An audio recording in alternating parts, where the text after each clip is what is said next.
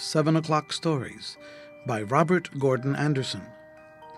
Third Night, Noisy Folks. Do you remember what we were telling about last night when that little tongue told us to stop? The little tongue in the clock with the wise face on the mantel? Oh, yes, the first cousins of the chickens who lived in the yard of the 3 happy children. Their first cousins are called ducks. Most of them are white, but a few are black.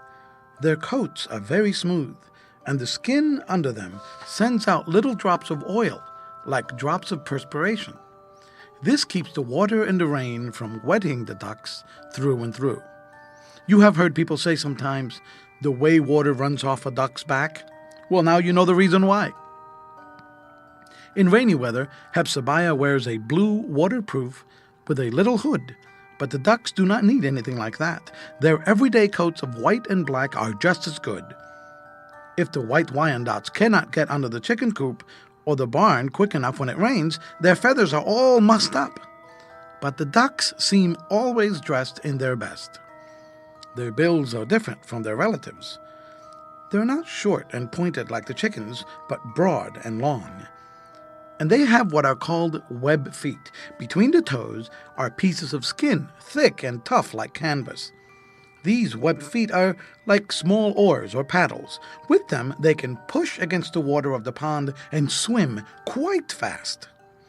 The ducks are very fond of their pond, but their cousins think it a dreadful place.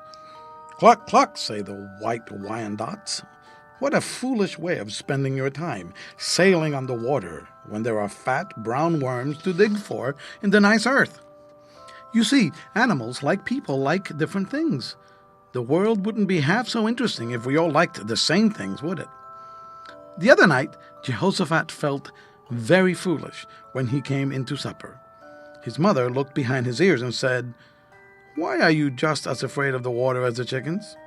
Did you ever hear of such a thing?" Now, the chickens have second cousins too.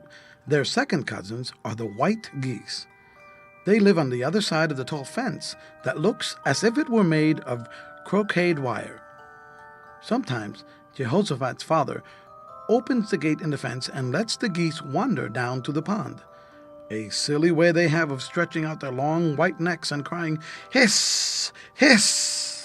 This frightens Hepzebiah, who always runs away. Then the geese waddle along in a single file, that is, one by one, like fat old ladies crossing a muddy street on their way to a sewing society. Jehoshaphat says that the chickens have third cousins too, the swans. There they are, way out on the pond, sailing along like white ships. Their necks are very long and snowy white, and they bend in such a pretty way, and their soft white wings look something like the wings of the angels on the Christmas cards. Jehoshaphat, Marmaduke, and Hepzebiah do not like one barnyard neighbor very much. It is the guinea hen.